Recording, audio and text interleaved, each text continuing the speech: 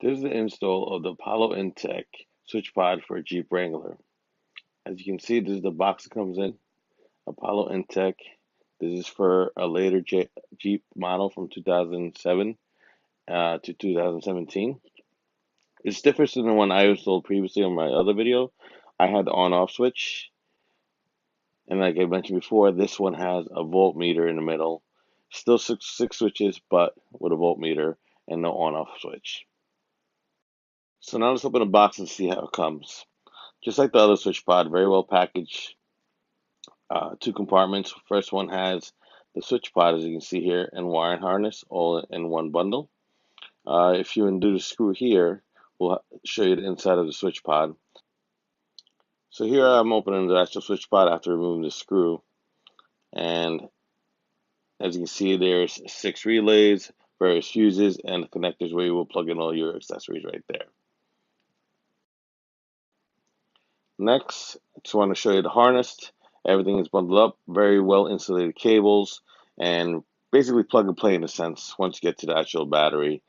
Very, very organized, very one-stop. The second thing in the box is the actual switch pod.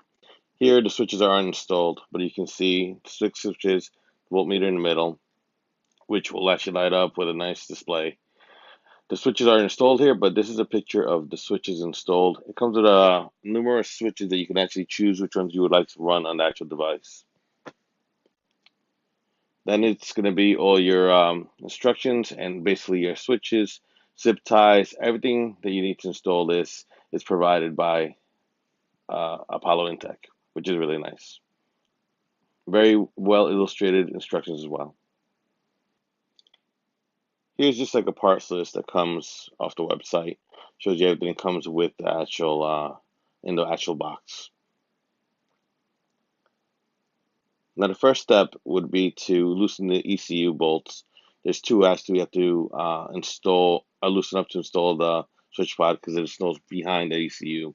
First bolt is right over here. We're going to loosen that one up a good ways, and then the second one up in the top right here, we're going to just take totally off to pull the switch pod out. One thing I want to point out, the directions again, well illustrated.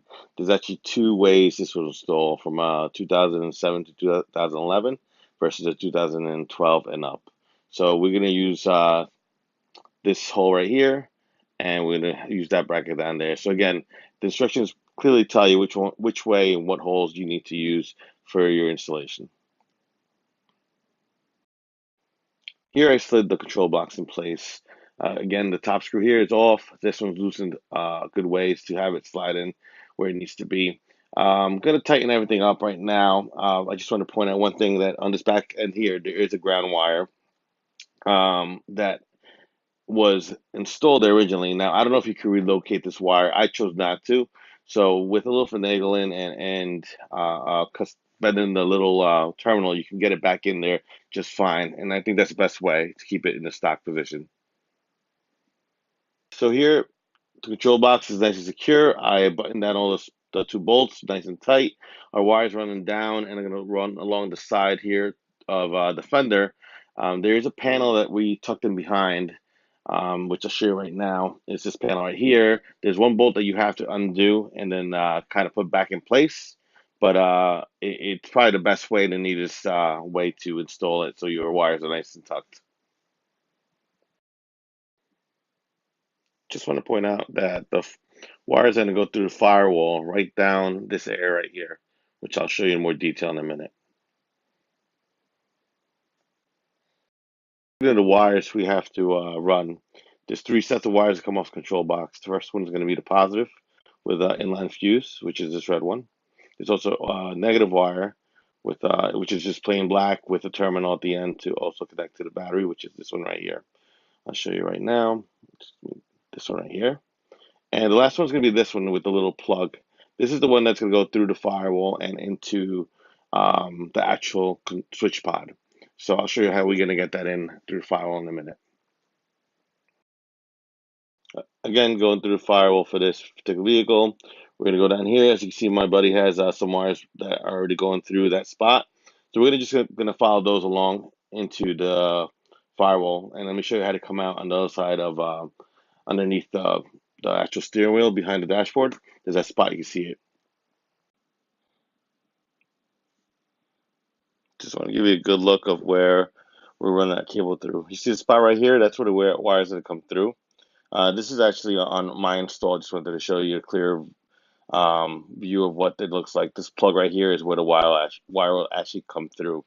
And now I'll show you what it looks like on my buddy's Jeep. He already has some wires running through, so it looks a little different. Here you're gonna see, it's a little hard to see up on top, but I'm actually pulling through with a cable. Um, Again, when you pull this through, you want to just kind of ease it through, be gentle. I kind of did a little loop right there, so the actual harness is on the other side. You want to make sure it's not caught up. You're not pulling on it too hard. You don't want to pull that actual pin connector out of the wires out of the pin connector, because that's pretty much gonna ruin the whole plug and play feature of this switch pod. Next step is going to be to get the wire we just pulled through the firewall, and we have to run it up along the Jeep, part of it through the dashboard. There's a panel you have to take off right here on the side, which you can see I removed already. And we're going to go up, basically up here into the A pillar, up into the corner by the windshield where we'll run it over. Uh, this panel right here for the A-pillar, you should take it off. I didn't want to go that far because I have this grab handle here that my buddy has installed, and it's just going to be difficult, and this panel's not the easiest to take off. On my install for my Jeep, I didn't take it off either. I got around it with cable stink. It was the best way to kind of just fish the whole wire up and over. I don't have my cable stink today, so I kind of made one. So we'll see how this MacGyver of a cable stink works to get this wire up the A-pillar.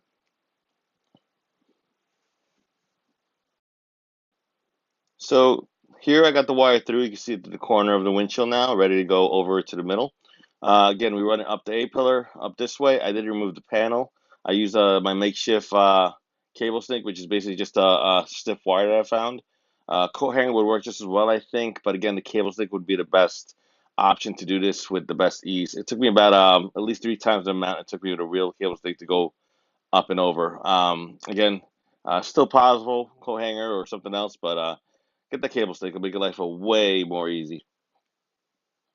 Now ready to run the wire across the middle windshield, which is basically we have to drop this middle panel. It just kind of pops right off, and we can run the wire right underneath it and straight through to the middle of the windshield, and then we can just pop everything back in place and install the actual switch pod.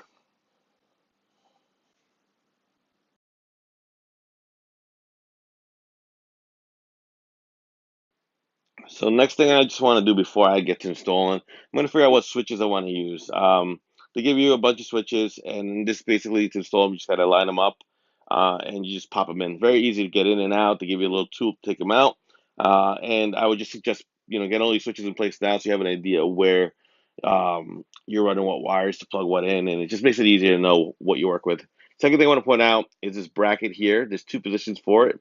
For this particular model, we're going to keep it where it is. But if you had an older 2007 to 11, you would have to move it towards the center on these other screw holes that they have over here. Again, the instructions that they give you are very detailed, very nice photos in it, and very clear. So, I mean, it's just very nice to have such well detailed instructions. So I just want to show you how it actually pops in here before I do anything else. Again, the bracket's in place where it needs to be. It's going to go over this middle loop for the top, and you kind of just pop it in. You would tighten down the screws. There's also 3M tape that would help hold it in place, and two little holes for self-tipping screws that you just drill right up into the actual middle molding right there. Again, the tape is very useful. Make sure you do that. You don't want any rattles or anything like that later on. So here I ran my cable through the middle molding. I installed everything back in place, and I'm just basically just gonna plug and play here. Again, this is like the easiest thing that you have to do, I would say. And now we're just gonna grab the bracket, put it over the center loop, tuck it in, and you have to tighten those little bolts down with a wrench, which is a little tedious. I find if you have a crescent ratchet wrench, works the best. And again, don't forget the 3M tape behind there as well. Last thing I did is run the wires, positive, negative, random cables along the firewall. So basically just up and over. along the whole backside of it. Zip tied it in nice and tight. Everything looks clean. Again, the wire loom that they give you is really nice and neat. So back to the control box, and we're good to go. Lastly, here's a picture of my friend's switch pod after we installed it and lit up. You see the voltmeter again. It's a good look. His theme on his Jeep is green, so he wanted the green buttons. It just looks good overall. One thing I have to say about the Apollointech products, I'm very happy with mine. I've had it for a couple months now, no issues, and I've gotten compliments about it. My friends, it looks really, really good on his Jeep as well too. So I'm expecting him to get a lot of compliments. Again, Apollointech, great product. Great instructions. It was as easy to do it the first time as the second time, all because those directions are so detailed. So if you like the video, give it a thumbs up, subscribe, and hopefully I'll do some other installs on something else in the near future. Have a good one, guys.